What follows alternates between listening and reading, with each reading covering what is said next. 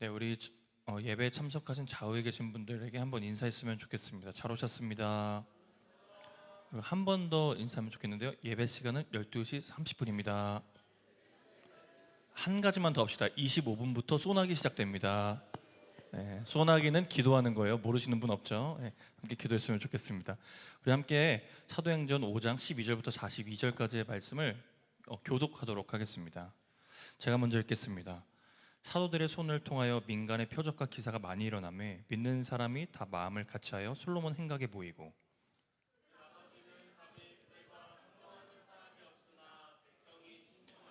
믿고 주께로 나오는 자가 더 많으니 남녀의 큰 무리더라.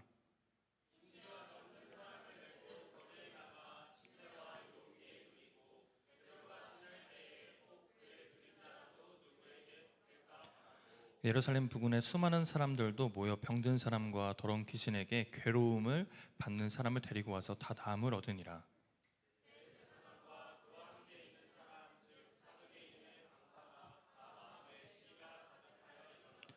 사도를 잡아다가 옥에 가두었더니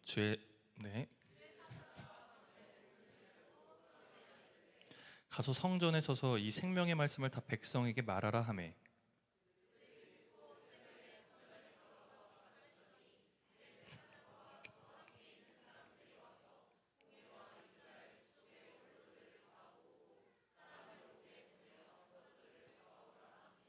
부하들이 가서 옥에서 사도들을 보지 못하고 돌아와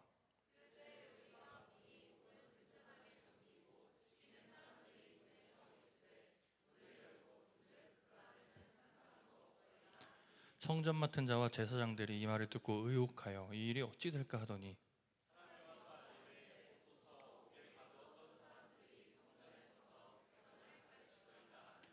성전 맡은 자가 부하들과 같이 가서 그들을 잡아왔으나 강제로 못함은 백성들이 돌로 칠까 두려워함이더라.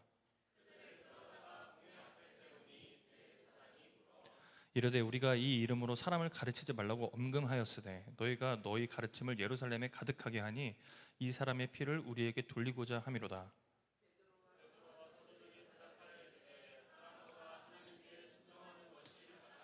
너희가 나무에 달아 죽인 예수를 우리 조상의 하나님이 살리시고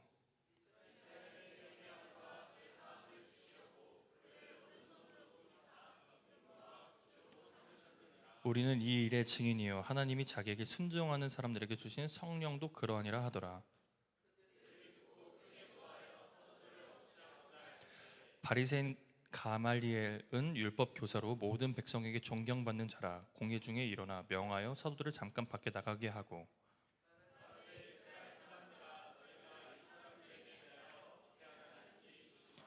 이전에 드다가 일어나 스스로 선전하며 사람이 약 400명이 따르더니 그가 죽임을 당하며 따르던 모든 사람들이 흩어져 없어졌고,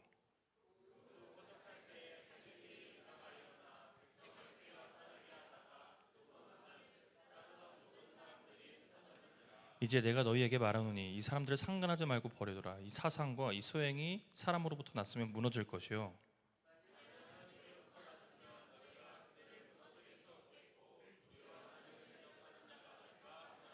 그들이 옳게 여겨 사도들을 불러들여 채찍질하며 예수의 이름으로 말하는 것을 금하고 놓으니,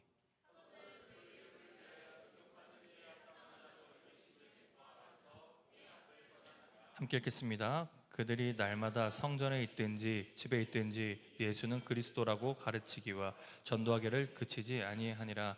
아멘. 오늘은 불편한 순종이라는 제목으로 하나님의 말씀 함께 살펴보도록 하겠습니다.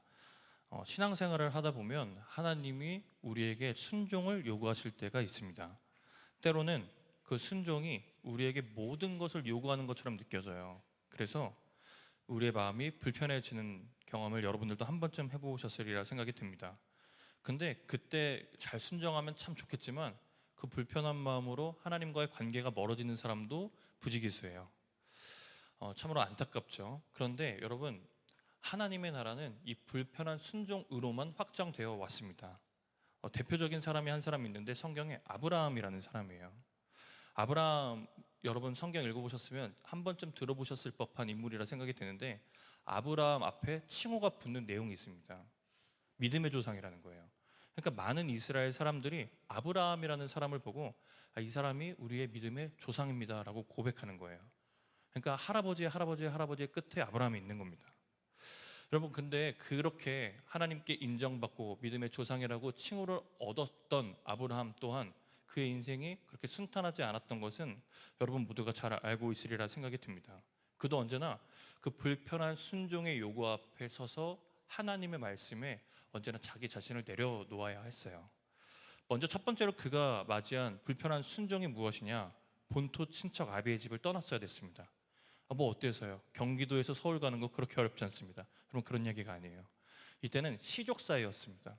시족 사회는 무엇이냐면 그 안에 모든 친인척들이 살고 경제적인 기반과 안정감을 다 누리면서 살았던 그런 사회였다는 거예요.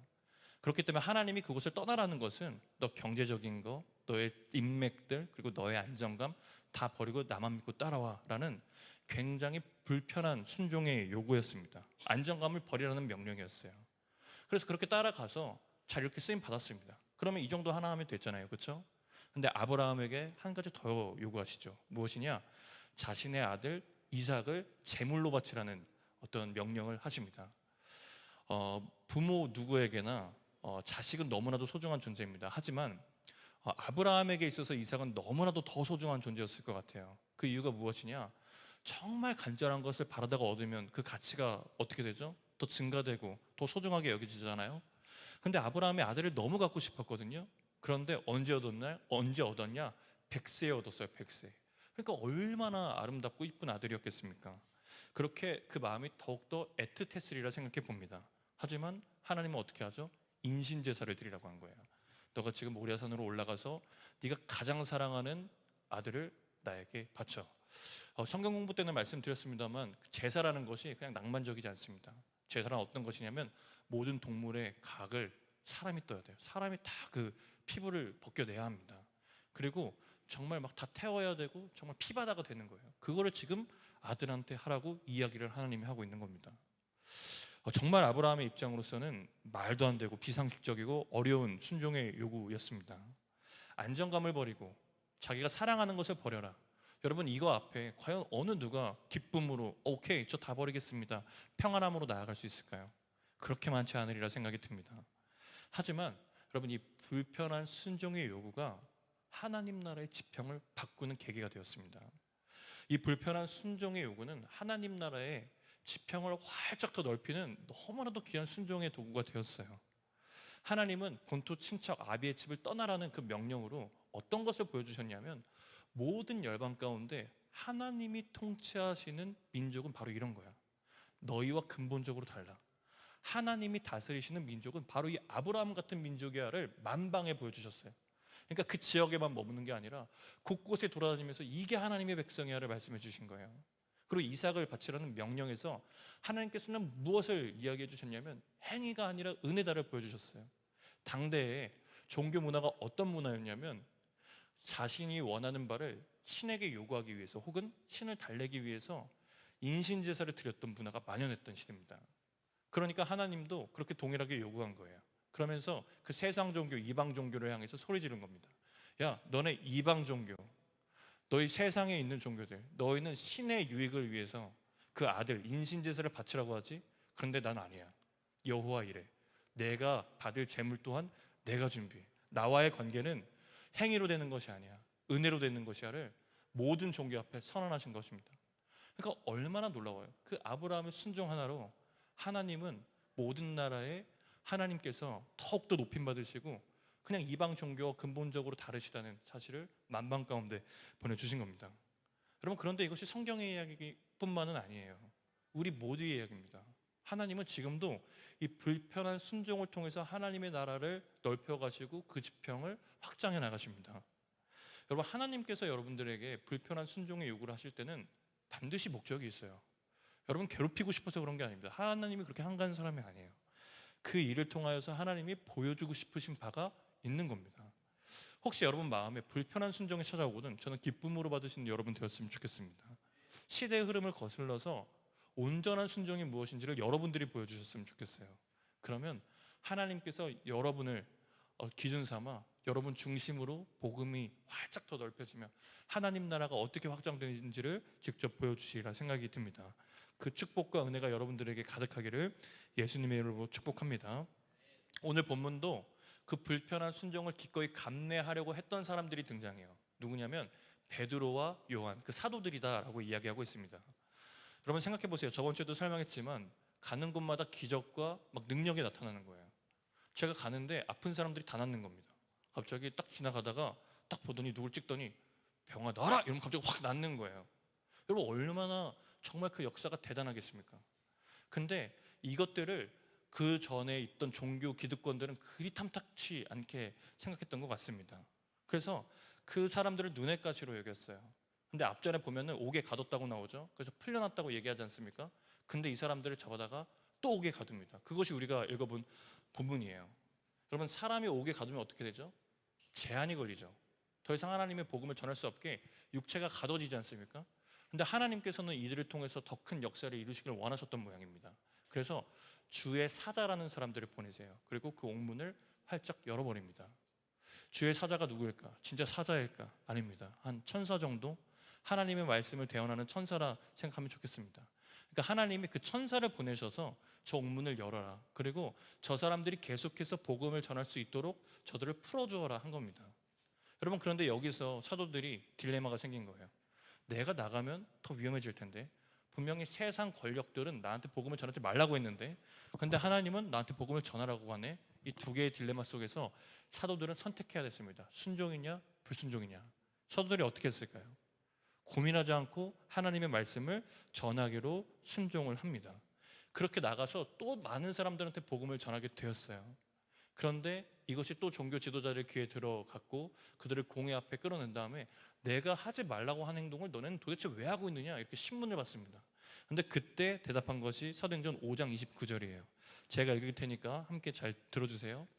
베드로와 사도들이 대답하여 이르되 사람보다 하나님께 순종하는 것이 마땅하니라 라고 이야기하고 있었습니다.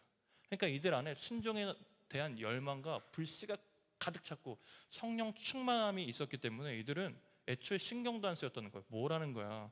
나는 하나님의 말씀을 전할 거야. 나는 하나님의 말씀에 순종할 거야 라고 이야기하면서 그 세상 권력 앞에 담대할 수 있었다라는 겁니다.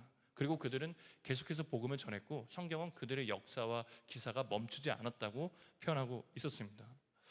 사랑하는 여러분, 이런 초자연적인 역사와 복음의 역동성 한가운데 하나님의 임재와 은혜를 경험할 수 있었던 비결은 별다른 게 아니에요. 순종이에요, 순종. 우리가 기도 왜 할까요? 말씀 왜 읽을까요?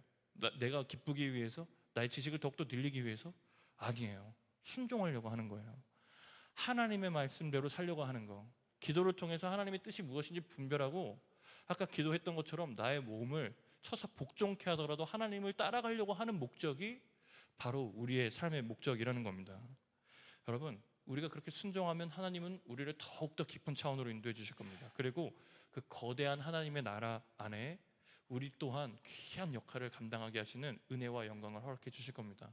저는 이 은혜와 영광을 여러분 모두가 사모하시기를 예수님의 이름으로 축복합니다. 여러분 하나님의 영광, 은혜 우리가 예배 시간에도 어쩌면 가끔 느껴볼 수 있지만 그것을 경험한 사람들은 그것을 사모하게 돼 있어요. 얼마나 영광스러운데요. 얼마나 찬란한데요. 그것을 사모하게 되어 있습니다. 하지만 그것을 알고 있음에도 불구하고 우리가 그 말씀에 순종하기 어려운 이유들이 있습니다. 성경과 또 많은 사람들이 실제 삶을 보면 어떻죠? 순종의 나날인가요? 아니요. 불순종의 연속이에요. 그것이 우리의 삶이다라는 겁니다. 그러면 그렇게 하나님의 영광도 큰 걸 알겠고 기쁨도 있는데 왜 도대체 우리는 불순종하면서 살 수밖에 없을까? 왜 하나님의 말씀과 항상 척을 지면서 살아갈까? 알긴 아는데 왜 결정적인 순간에 하나님을 배신해 버릴까? 여러분 그 이유는 간단합니다. 무엇이냐면 그 마음의 중심에 하나님이 있는 게 아니라 내가 있기 때문이에요. 하나님을 사랑하는 것보다 나를 사랑하기 때문에 그런 일이 일어나는 겁니다. 하나님보다 더 귀한 가치들이 내 마음속 깊숙한 곳에 자리를 잡고 있기 때문에 하나님 말씀 앞에 서도 언제나 흔들리고 순종하지 못하는 좀 안타까운 상황들이 일어나는 거죠. 제가 다음에 들려드릴 예화는 우리가 너무나도 놓치기 쉬운 맹점을 정확하게 지적하고 있습니다. 잘 한번 들어보세요. 전에 한 전직의 해군 조종사가 있었답니다. 근데 그 사람이 자신의 삶을 돌아보자 이렇게 거칠게 살아서는 안 되겠다 이런 생각을 했었대요. 그래서 내 인생이 이렇게 망가지게 살 수는 없겠다라는 어떤 강력한 마음을 가지고 그 이유가 무엇인지 찾았답니다. 근데 그 이유가 무엇인가 하고 봤더니 맨날 훈련 끝나고 자기 자신을 꼬시는 주변의 동료들 때문인 것을 발견했대요. 그러니까 끝나면 맨날 놀러 가자, 술 먹으러 가자, 놀자, 이런 유혹들이 자신을 망가뜨린다는 사실을 알게 되었답니다. 그래서 친구들을 극단적으로 다 끊어버렸대요. 그리고 난 이제 바르게 살 수 있을 거야. 그렇게 시간이 지났는데 또 다른 모습을 발견했답니다. 무슨 모습이냐? 자기가 여느 때와 다를 것 없이 또 술집에 가서 술 마시고 여자랑 놀고 있는 자신의 모습을 발견했다는 거예요. 그리고 자기가 그 모습을 발견했을 때 이런 생각을 하게 되었답니다. 아, 내가 이렇게 된 것은 친구 때문이 아니구나, 환경 때문이 아니구나, 그냥 내가 이런 걸 좋아하구나, 이 사실을 깨달았대요. 그래서 그가 말하기를 상황도 좋고 환경도 좋지만 결국 내가 넘어지고 불순종하고 죄를 짓는 이유는 나 때문이다 라는 사실을 발견하게 되었답니다. 여러분, 이 예화에서 말하고 있는 핵심이 무엇일까요? 친구 조심해라, 술 먹지 말아라, 여러분 그런 얘기가 아니에요. 진정한 순종과 불순종은 어디로부터 시작되냐면 환경이 아니라, 외부가 아니라 이 내부, 마음으로부터 시작된다는 것을 이야기하고 있는 거예요. 이 예화 속 조종사 고백처럼 오늘 본문에 등장하는 대제사장과 사두개인들도 결국엔 똑같았어요. 그들이 정말 자신의 어떤 사명과 대의를 위해서 제자들을 막은 것이 아니라 성경에 뭐라고 얘기하고 있냐면 시기심이 났다고 이야기하고 있어요. 시기심. 그러니까 잘 나가는 게 부러운 거예요. 내 자리인데 저거 내 자리인데 쟤네들이 왜 저렇게 나가지? 이 마음이 들었다라는 겁니다. 시기심이 무엇인가요? 내가 더 인정받고 싶고 내가 주목받고 싶은, 아주 나를 사랑하는 이기적인 마음이지 않습니까? 그것이 그들에게 있었기 때문에 아주 갖가지 합리적인 이유를 대면서 옥문이 열린 것을 직접 눈으로 봤음에도 불구하고, 하나님의 복음이 선포되자 많은 사람들이 즐겁게 자유롭게 되는 것을 봤음에도 불구하고 그들을 가두고 옥죄다라고 이야기 나오고 있습니다. 여러분, 우리가 참 일상생활을 살면서 많은 어떤 교리적인 문제에 고민을 많이 할 때가 있잖아요. 내가 예를 들면은 죽으면 어떻게 될까? 이런 어떤 교리적인 부분들. 천주교와 교리는 뭐가 다를까? 그것이 기준이 되는 책이 있습니다. 하이델베르크 교리문답이라는 거예요. 이것은 우리의 어떤 믿음의 선배들이 기독교 가치관이 무엇인지를 아주 집대성해 놓은 아주 어떤 수학의 정석과 같은 책입니다. 여러분들이 궁금하면 그 책을 한번 보셔도 돼요. 근데 거기에 뭐라고 얘기하고 있냐면, 사람이 불순종하는 이유를 적어놨는데 뭐라고 이야기하고 있냐면, 사람이 불순종하는 이유는 사람이 마귀의 게임에 빠져서 고의로 불순종을 했다는 거예요. 그리고 하나님이 그러한 선물을 상실했다라고 이야기하고 있습니다. 그러니까 누구 때문이 아니라 내가 그냥 불순종하고 싶어서 내 자아가 펄펄 살아서 불순종할 수밖에 없었다라고 여기서 이야기하고 있는 거예요. 사랑하는 여러분, 불순종의 이유를 정말 많이 될 수 있을 것 같습니다. 이것 때문에, 저것 때문에, 이것 때문에. 하지만 저는 여러분들이 정직하게 인정하셨으면 좋겠습니다. 거기서부터가 시작이에요. 여러분들을 정죄하려고 함이 아닙니다. 내가 나보다 하나님을 더 사랑하구나, 나는 이런 사람이구나, 이 고백이 바로 하나님과의 관계를 여는 시작이다 이거예요. 여러분들이 지극히 나를 사랑하는 그런 모습들이 있음을 여러분들이 잘 인정하고 하나님 앞에 오늘 귀하게 나가시는 축복의 시간이 되었으면 좋겠습니다. 여러분, 그런데 이것이 지금 몇 명의 이야기가 아니에요. 예수님도 그랬던 것 같아요. 예수님이 십자가에 못 박히시기 전에 어떻게 기도하셨죠? 가능만 하다면 이 잔을 내게 옮겨주십시오라고 이야기했잖아요. 그러니까 예수님 또한 자신이 너무 힘들고 고된 것을 인간의 몸으로 오셨기 때문에 그 한계를 경험하셨던 겁니다. 그런데 여기서 놀라운 것은 또 다른 원리가 하나 발견된다는 거예요. 예수님이 결국 순종하셨나요? 안 하셨나요? 순종을 안 하셨으면 저와 여러분이 만날 일이 없습니다. 순종을 하셨기 때문에 지금 우리가 여기 있는 거예요. 십자가에 못 박혀 돌아가셨죠, 그렇죠? 근데 그 과정 가운데 뭐가 있었냐면 자신의 진심을 하나님께 말했어요. 근데 그 내용이 나와 있지 않습니다. 제가 나중에 천국 가면 예수님께 물어볼 거예요. 그때 하나님이 뭐라 그러셨어요? 그건 왜 근데 성경에 안 적어 놓으셨어요? 이걸 제가 다 물어볼 거예요. 근데 아마 제 경험에 비추어 봤을 때 하나님께서 예수님에게 정말 위로와 힘을 주시지 않았겠습니까? 야, 그 잔이 너무 무겁지? 근데 너가 가져야 할 영광이야. 너가 받을 고난보다 장차 가질 영광이 훨씬 크단다. 그 십자가를 한번 져보지 않겠나? 이런 어떤 하나님께서 주시는 감동이 있지 않았습니까? 저는 그렇기 때문에 하나님께 순종할 수 있었다 생각이 듭니다. 여기서 우리가 알 수 있는 것은 무엇이냐면, 진정한 순종, 완전한 순종은 객기가 아니에요. 그냥 내 혈기가 아닙니다. 어디서 비롯되냐? 하나님과의 친밀한 관계에서 비롯된다는 거예요. 내가 하나님하고 친하지도 않은데 하나님이 나한테 엄청난 걸 요구한다?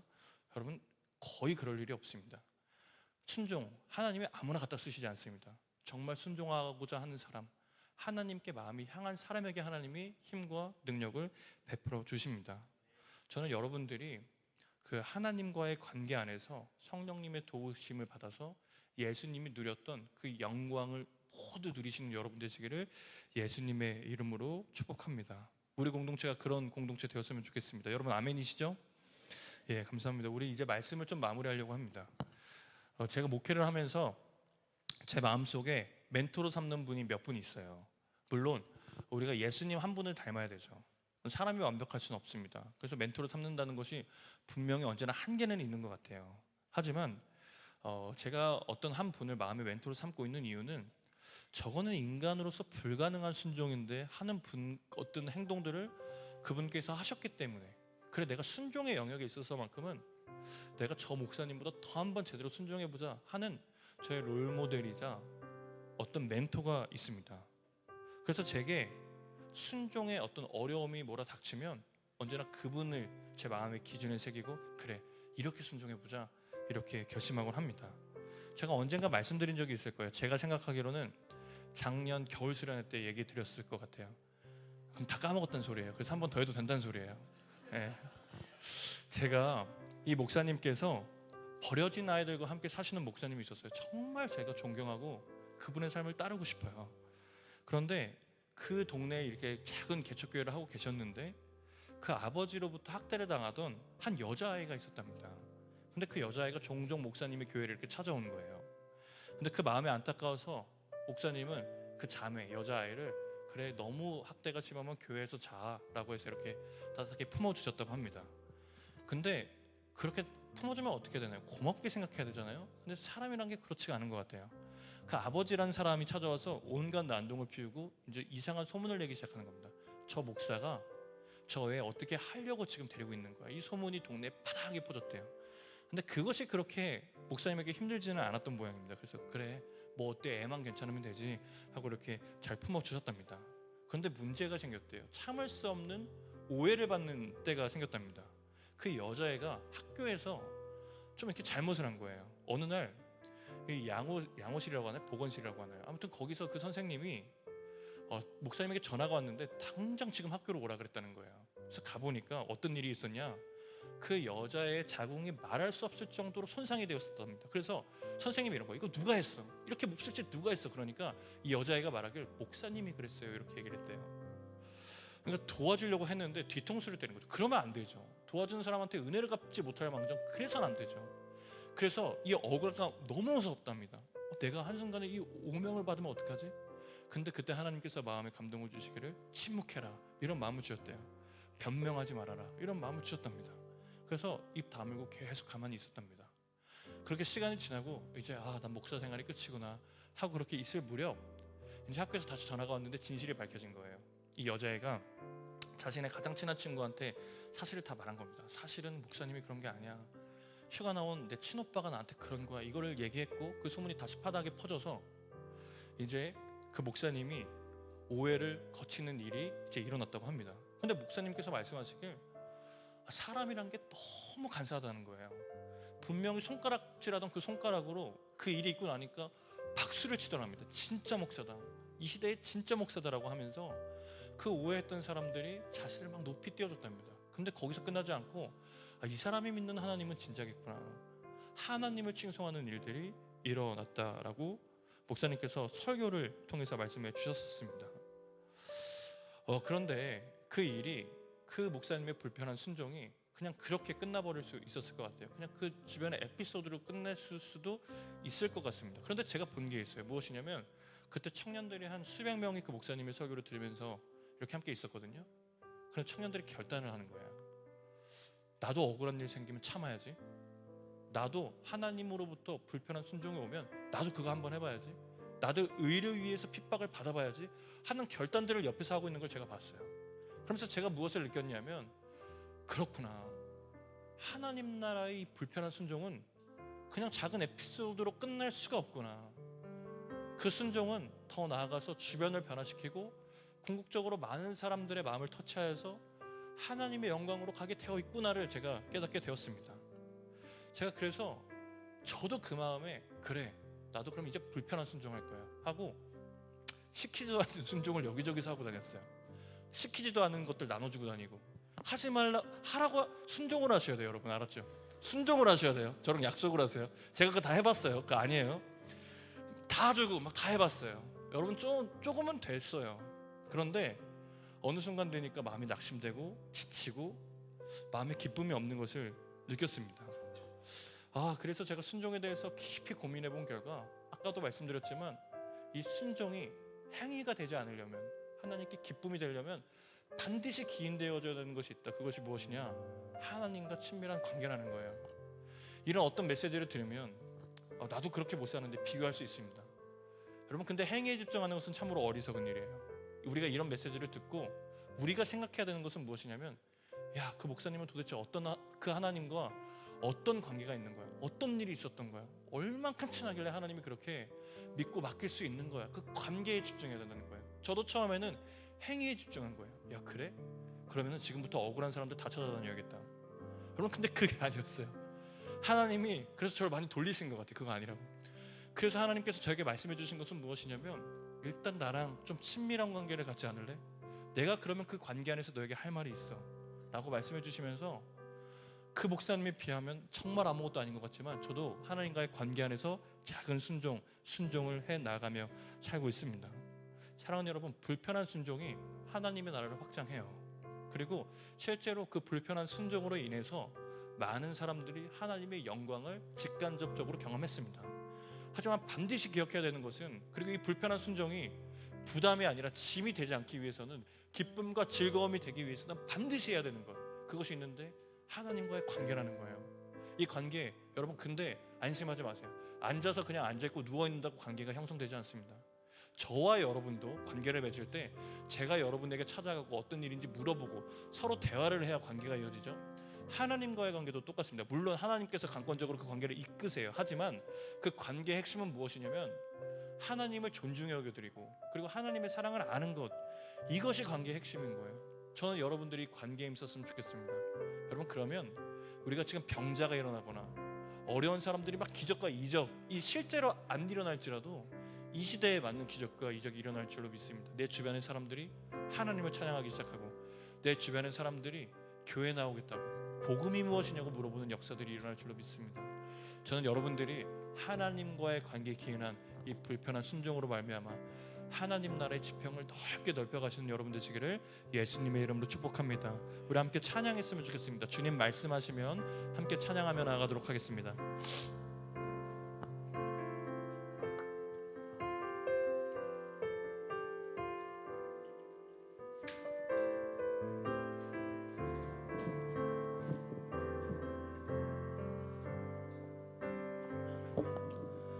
주님 말씀하시면 내가 나가리다. 주님 뜻이 아니면 내가 멈춰서리다. 나의 가고 서는 것 주님 뜻에 있으니, 오 주님 나를 이끌. 우리 한 번 더 고백합니다. 주님 말씀하시면, 주님 말씀하시면 내가 나가리다. 주님 뜻이 아니면 내가 멈춰서리다. 나의 가고 서는 것 주님 뜻에 있으니, 오 주님 나를 이끌소서. 뜻하신 그곳에 나 있기 원합니다. 이끄시는 대로 순종하며 살리니, 연약한 내 영혼 통하여 일하소서. 주님 나라와 그 뜻을 위하여, 오 주님 나를 고백합니다. 주님 말씀하시면, 주님 말씀하시면 내가 나가리라. 주님 뜻이 아니면 내가 멈춰서리다. 나의 가고 서는 것 주님 뜻에 있으니, 오 주님 나를 이끄소서. 주님 말씀하시면,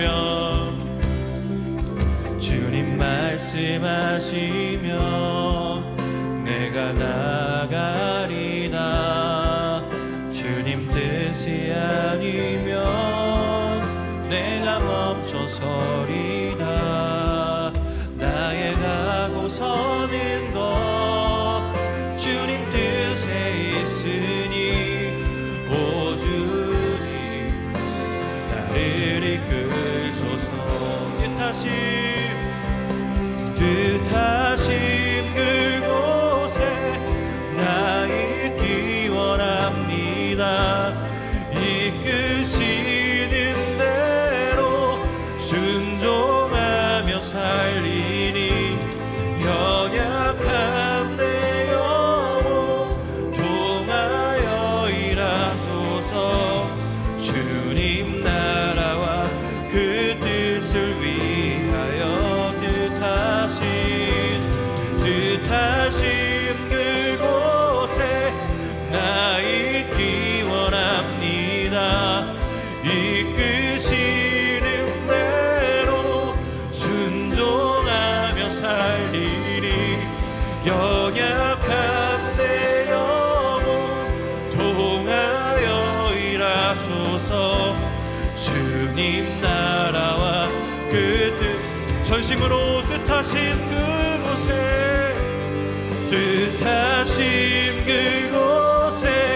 나 있기 원합니다. 이끄시는 대로 순종하며 살리니, 연약한 내 영혼 통하여 일하소서. 주님 나라와 그 뜻을 위하여, 오 주님 나를 이끄소서. 사랑하는 여러분, 오늘 제자들이 채찍을 맞아도 능욕을 받아도 기뻐했다라고 말할 수 있는 이유는 부활하신 예수님을 경험했기 때문이에요. 만약에 부활하신 예수님이 없었더라면 그들에게 어떠한 의미도 없었을 겁니다. 그 고난은. 여러분, 우리 하나님을 먼저 만나야 돼요. 순종해야 됩니다. 그 전에 하나님과의 관계가 먼저예요. 저는 여러분들이 하나님과의 관계를 이 시간 회복하기 위해서 전심으로 기도했으면 좋겠습니다. 하나님은 영이시고 인격이세요. 대충 하는 기도 좋아하시지 않습니다.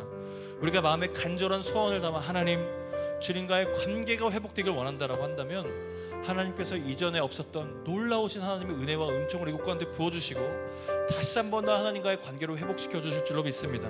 우리 간절한 마음을 담아 주여 한번 부르고 통성으로 기도합니다. 주여! 하나님, 이 시간 하나님과의 관계를 회복시켜 주시기를 간절히 소망합니다. 깨어진 관계가 있다면, 하나님 회복되어져야 될 영역들이 있다면 이 시간 주장하여 주시기를 소원합니다. 하나님 붙들어 주시옵소서. 아브라함이 순종 전에 하나님을 경험했던 것처럼 제자들이 능욕을 받기 앞서 부활하신 예수님을 경험했던 것처럼 우리에게 먼저 말씀하여 주시기를 소망합니다. 하나님을 경험시켜 주시고 주님과의 관계가 회복되는 놀라운 역사가 일어날 수 있도록 주님 역사하여 주옵소서. 하나님, 우리 사랑하는 청년들이 하나님을 더욱 깊이 알아야겠습니다. 하나님을 더욱더 사랑하고 간절한 마음으로 하나님을 찾기에 힘써야겠습니다. 사랑하는 하나님, 하나님을 찾는 믿음을 허락하여 주옵소서. 하나님을 소망하며 주님만을 바라는 일들이 일어날 수 있도록 주님 역사하여 주시고 예수 한 분이면 충만하다 고백하는 청년들이 일어날 수 있도록 주님 역사하여 주옵소서. 특별히 하나님 이 시간 기도의 문을 열어주시기를 소망합니다. 하나님을 만나고 싶은 마음이 가슴 깊숙한 곳에서 있어 하나님, 나의 오래된 실패의 경험으로, 낙심의 경험으로 에이 하나님이 있을까? 하나님, 고민하고 낙심하는 주민들이 있다면 이 시간 하늘의 문을 활짝 열어주셔서 하나님의 이름을 부르짖는 모든 자에게 하나님과의 관계가 회복되는 놀라운 일들이 일어나게 하여 주옵소서. 하나님, 주의 능력과 은혜가 이곳 가운데 집중되어 부어지기를 소망합니다. 특별히 하나님, 신앙생활을 어떻게 해야 하는 것을 너무나도 잘 알고 있지만 우리 마음에 타성에 젖어 하나님 습관의 형식에 빠져 하나님을 찾지 않고 있는 영혼들이 있다면 다시 한 번 더 그 마음에 생기를 불어넣어 주시기를 소원합니다. 하나님 찾게 하여 주옵소서. 하나님 뜻대로 살게 하여 주옵소서. 주님 구하게 하여 주시옵소서. 하나님의 이름을 부르짖게 하여 주시고 우리의 예배와 삶이 분리되지 않게 하여 주시며 온 마음과 온 힘과 우리의 뜻과 그 모든 것을 다하여 예수님이 나의 구주 되신다 부르짖게 하여 주옵소서. 하나님, 하나님을 원합니다. 주님 역사하여 주옵소서. 하나님, 주님 역사하여 주시기를 간절히 소망합니다. 예, 하나님, 하나님, 주님 역사하여 주시옵소서. 하나님의 은혜가 가득하게 하여 주시고 하나님을 찾는 모든 이들 가운데 주님의 은혜가 부어져 하나님을 더욱더 사랑하며 갈망하는 역사가 이곳에 일어날 수 있도록 주님 역사하여 주옵소서.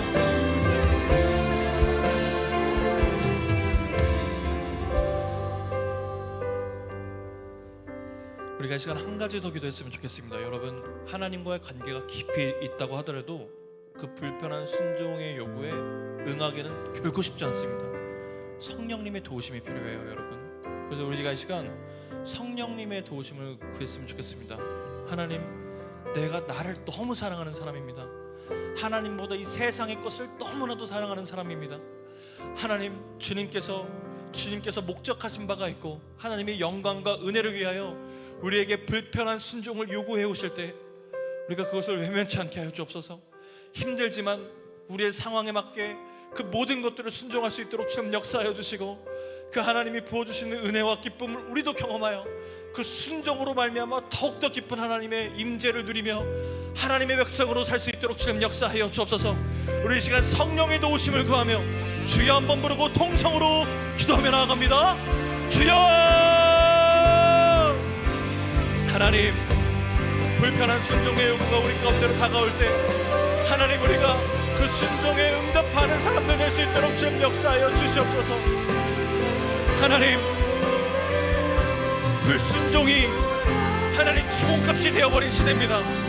뭐 어때? 내가 마음이 안 내키는데 하나님, 나를 너무나도 사랑하는 시대입니다. 하나님, 우리 공동체가 나를 사랑하는데 그치지 않고 하나님을 더욱더 열망하며 하나님을 사랑하는 공동체 되게 하여 주시옵소서. 나의 뜻보다 하나님의 뜻이 더욱더 강하게 작용되는 공동체 될 수 있도록 주님 역사하여 주시고 오직 주님께서 베푸시는 그 은혜를 갈망하며 순종하기를 힘쓰는 우리 공동체 될 수 있도록 주님 역사하여 주옵소서. 하나님, 사도들 가운데 베풀어 주셨던 하나님 그 역사가 우리 공동체에 일어나게 하여 주시고 때에 맞는 은혜와 때에 맞는 기적이 우리 공동체에 가득하여져서 오직 하나님을 사랑하며 하나님을 찾는 우리 모두 될 수 있도록 주님 역사하여 주옵소서. 하나님, 행여라도 우리가 순종의 부름 앞에 외면하는 일이 없을 수 있도록 주님 역사하여 주옵소서. 이 불편한 순종이 하나님 나라를 넓힐 것이고 장차 그것이 하나님의 영광이 될 것임을 믿음으로 선포하며 하나님, 제가 순종하겠습니다. 제가 그 불편한 순종을 하나님 감당하겠습니다라고 고백하는 우리 사랑하는 청년들 다 될 수 있도록 주님 역사하여 주옵소서. 순종 뒤에 주님께서 베풀어 주시는 사랑과 은혜가 있음을 깨닫게 하여 주시고 그 순종 안에 더욱더 주님을 향한 열망이 있음을 주님께서 깨닫게 하여 주셔서 하나님과의 관계가 더욱더 돈독하여지며 하나님을 더욱더 사랑하는 일들이 일어날 수 있도록 주님 역사하여 주옵소서.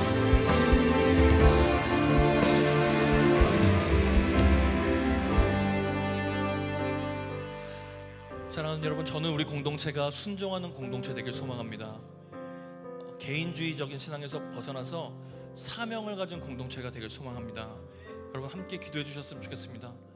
하나님, 우리 공동체가 개인주의 신앙에서 벗어나 하나님의 뜻이 무엇인지 분별하는 공동체 될 수 있도록 주님 역사해 주시고, 하나님의 명령이라고 한다면 기꺼이 순종함으로 하나님께 우리의 모든 공동체, 우리의 마음과 모든 헌신을 올려드리는 공동체 될 수 있도록 주님 역사하여 주옵소서.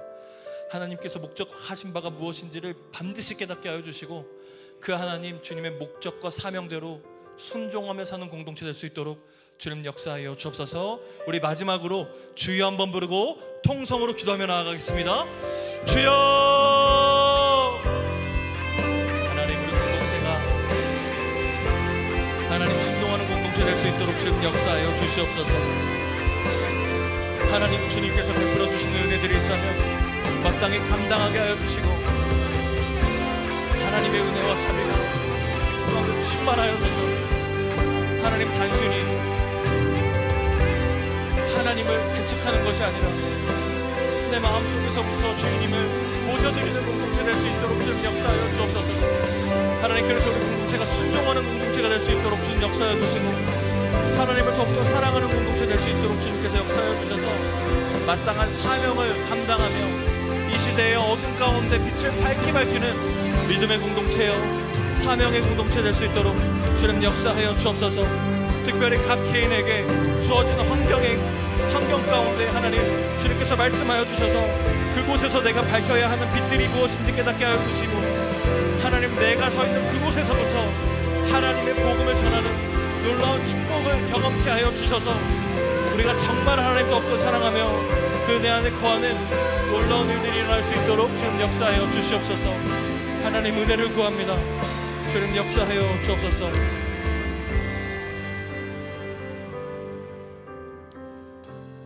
사랑하는 하나님, 오늘 사도행전 속에 제자들의 모습을 보며 그 불편한 순종이 하나님의 나라 그리고 이 세상을 어떻게 변화시키고 또 확장해 나가는지를 살펴보았습니다.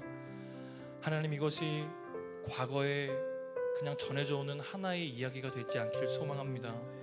지금도 살아있는 말씀이 되게 하여 주시고 우리 공동체에 실제로 일어나는 역동적인 일이 될 수 있도록 주님 역사하여 주셔서 순종을 통하여서 하나님께서 베풀어 주신 은혜와 사랑을 충만히 누리며 하나님께서 맡겨주신 사명을 능히 감당하는 공동체 될 수 있도록 주님 역사하여 주옵소서. 하나님, 그러기 위해서는 어느 무엇보다 주님과 친해져야겠습니다.